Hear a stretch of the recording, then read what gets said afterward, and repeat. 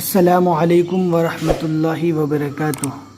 الحمدللہ، ہمیں امید ہے کہ آپ حضرات بخیر و عافیت ہوں گے اور قرآن پاک پڑھنے کی مشق اور کوشش کر رہے ہوں گے۔ اللہ پاک آپ کی کوششوں کو قبول فرماوے اور مزید ترقی عطا فرماوے۔ ہم نے چوتھے پارے سے کلرفل قرآن پاک کو پڑھنا شروع کیا تھا۔ الحمدللہ 10 رکوع مکمل ہو چکے۔ آج ہمیں 11واں رکوع پڑھنا ہے۔ یہ رکوع جو آج ہم پڑھنے والے ہیں سورہ آل عمران کا آخری رکوع ہے، اور یہاں پر چوتھے پارے کا پونا پارہ بھی ختم ہوتا ہے۔ بہت ہی آسان سبق ہے۔ اگر کوئی نئی چیز آئے گی تو ضرور ہم سمجھانے کی کوشش کریں گے۔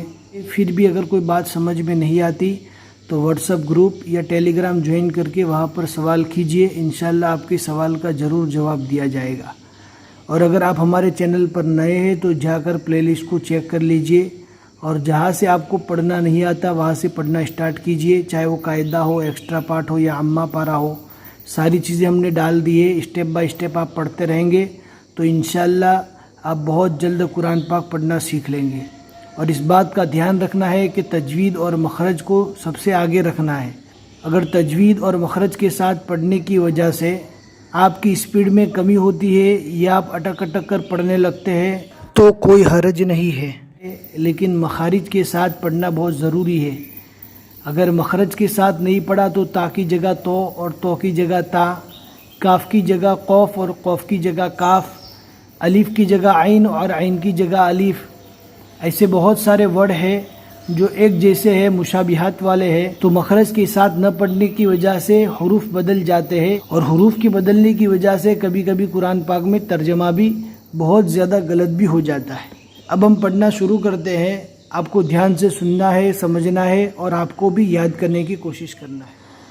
اعوذ باللہ من الشیطان الرجیم، بسم اللہ الرحمن الرحیم، ان فی خلق السماوات والارض واختلاف اللیل والنہار لآیات لأولی الالباب الذين يذكرون الله قياما وقعودا وعلى، عین کو برابر اچھی طرح ادا کرنا ہے، الف اور عین میں پورا فرق کرنا ہے، وقعودا وعلى جنوبهم ويتفكرون في خلق السماوات والأرض ربنا ما خلقت هذا باطلا، یہاں پر تو حروف مستعلیہ میں سے ہے، اس کو پور پڑھنا ہے، باطلا، باطلا پڑھیں گے تو یہ تا بن جائے گا، یہاں پر برابر دھیان دینا ہے۔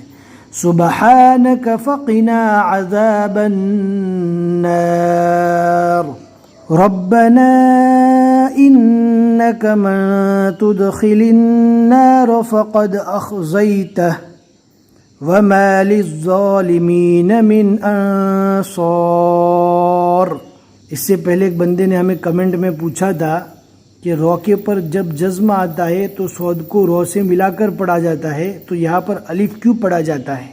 تو ہم آپ کو بتانا چاہتے ہیں یہاں پر مد لازم ہوتا ہے۔ ہم نے ایک قاعدہ اس سے پہلے پڑھایا تھا مد کے بیان میں، 3 مد بتائے تھے، مد لازم، مد متصل اور مد منفصل۔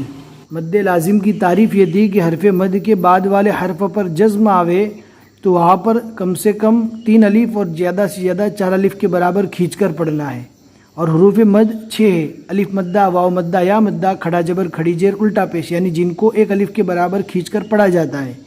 اب یہاں پر حروف مدہ الف مدہ ہے، اور اس کے بعد والے حرف پر 2 زیر ہے لیکن رکنے کی حالت میں جزم سے بدل جائے گا، تو کیا ہو گیا؟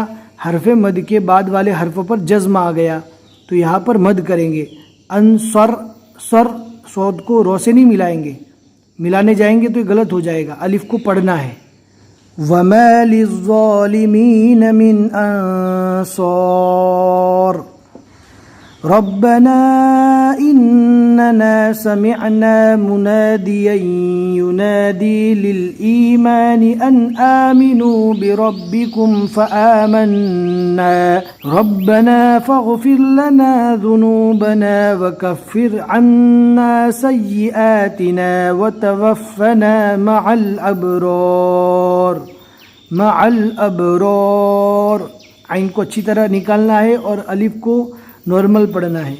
मअल अबरार, और यहाँ पर भी आप देख सकते हैं मद्दे लाजिम होगा। अक्सर जगह पर रुकने की हालत में मद्दे लाजिम होता है जहाँ पर हुरूफ मद्दा के बाद वाले हर्फ पर जज्म आवे या तशदीद आवे। जैसे कि हम सूरह फातिहा पढ़ते हैं अल्हम्दुलिल्लाहि रब्बिल आलमीन अर्रहमानिर रहीम, यहाँ पर भी हर्फ मद्दा या मद्दा के बाद जज्म वाला हर्फ आ जाता है, यानी रुकने की हालत में जज्म आ जाता है। रब्बना व आतिना मा वअदतना अला रुसुलिक वला तुखज़िना यौमल क़ियामह इन्नका ला तुख़लिफ़ुल मीआद। फस्तजाब लहुम रब्बुहुम अन्नी ला उज़ीअु अमल आमिलिन मिनकुम मिन ज़करिन औ उन्सा बअज़ुकुम मिन बअज़ फल्लज़ीन हाजरू व उख़रिजू मिन दियारिहिम व ऊज़ू फ़ी सबीली व क़ातलू व क़ुतिलू लउकफ़्फ़िरन्न अन्हुम सय्यिआतिहिम